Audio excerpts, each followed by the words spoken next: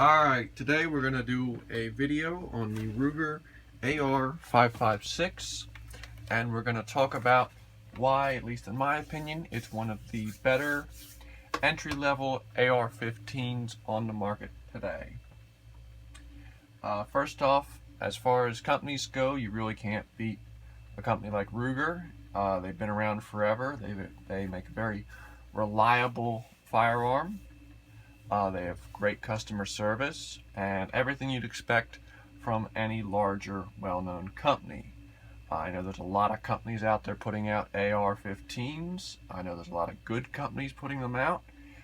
But obviously with dealing with some of the smaller ones, you know, it's a little harder to get replacement parts and get that kind of stuff when you're dealing with a smaller company.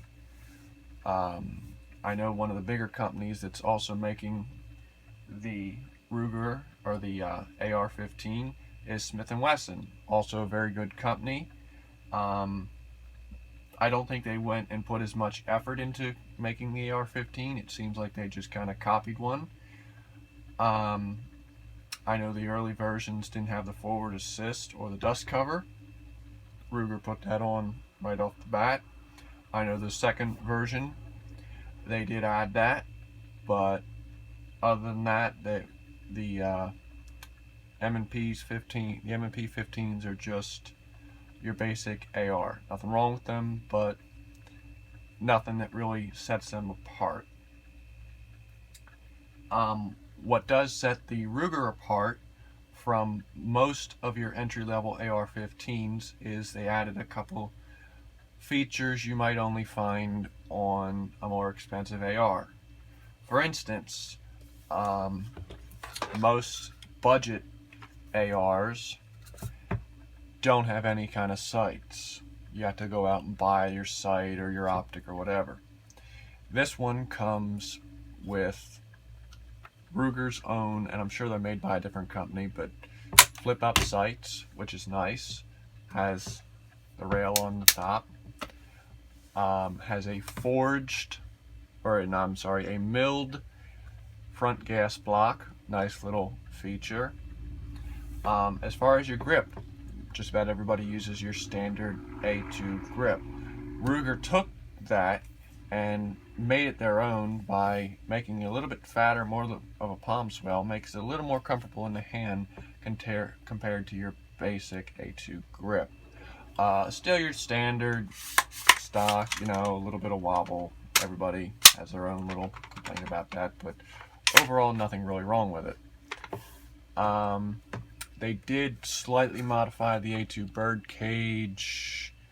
Some people had different views on that. I haven't noticed much of a difference. One of the huge things that's really nice is the screw-on delta ring, which I believe they have patented. I haven't seen that on any other ARs, and it really makes removing the front handguard a lot easier. The fit and finish on the gun is quite nice. The upper and lower receiver, there's not really much play. There's, you know, it's a nice matte finish on the gun. Just an overall, it's a nice looking firearm. You know, you're not going to have any problems with that.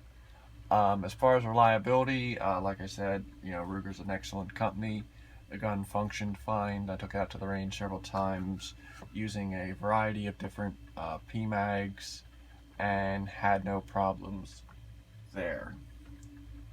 One of the things I do notice that is kind of funny is I have noticed that Ruger put their logo on just about everything. I mean, it's not obtrusive at all. It's not something you're going to notice. You know, they didn't highlight them, but they stuck it on, you know, the grip, and it's on the stock, and then they put it on the handguards, and, you know, just, I mean, it's nothing that's gonna turn you away from the gun. I mean, everybody does it, but I just thought it was kind of entertaining to see all the logos on it, you know, all blacked out. Overall, I feel it's a fine firearm for the money. It's great if you're looking to get in to AR-15s and you just want something out of the box that's going to perform well. It's got your standard mil-spec trigger. You know, it's just an overall good firearm for the money, and I would certainly recommend it to anybody who's looking to get into it and not sure which company to go with.